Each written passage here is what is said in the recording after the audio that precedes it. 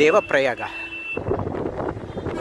అలాగా ఎర్రని నీటితో వస్తున్నది, గోధుమ రంగు నీళ్ళతో వస్తున్నది అలకనంద నది. ఈ పక్క నుంచి వస్తున్నది పచ్చరంగు నీళ్లతో ఉన్నది భగీరథి నది. ఈ రెండింటి సంగమం దేవప్రయాగ. ఇక్కడ నుంచి దీన్ని గంగ పుట్టిన చోటు అంటారు. ఇక్కడి నుండి గంగా అనే పేరుతో పిలువబడుతుంది. ఇంతవరకు కూడా గంగ అలకనంద అనే పేరుతో పిలువబడుతుంది. ముఖ్యమైనది అలకనంద. దాంట్లోకి వచ్చి కలిసింది మందారం.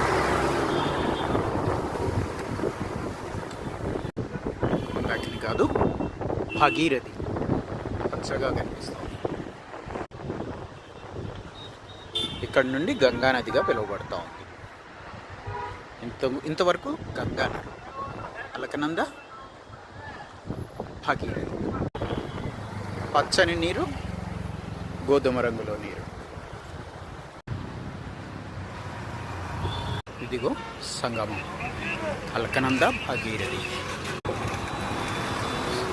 సంగమంలో స్నానాలు చేస్తున్నారు భక్తులు.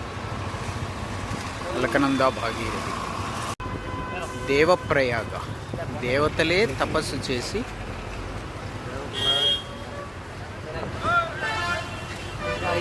తరించిన ప్రదేశం దేవప్రయాగ.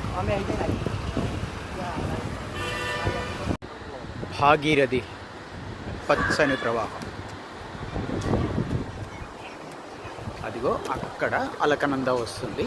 కలిసిన తర్వాత వెళుతున్న ప్రవాహం అది. కాస్త దగ్గరికి వెళ్ళి చూడప్పుడు ఉత్తరాలు రాసేటప్పుడు భర్త లేని పెద్దవాళ్ళని గంగా భాగీరథి సమానురాలైన అని సంబోధించేవాళ్ళం.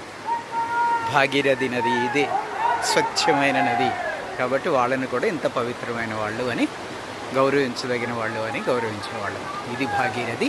ముందు అలకనంద నది ఎర్ర రంగు నీళ్ళలో ఉంది, ఉరుకుతూ ఉంది భాగీరథి. ఇక్కడ భాగీరథి మీద ఝూలా. ఈ ఝూలా పైనుంచి సంగమం చూద్దాము. అలకనంద భాగీరథి సంగమం. ఎక్కలెత్తుతున్న భాగీరథి.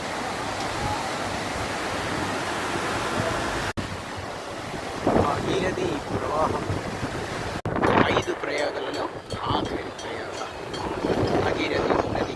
పచ్చని నీళ్లతో ఇటువైపున, ఎర్రని నీళ్లతో అలకనంద నది అటువైపున. ఈ రెండు కలిసినవి. ఇది గంగా నదికి పుట్టిన స్థలం. ఎందుకంటే ఇంతకుముందు రెండు అలకనంద, భాగీరథి.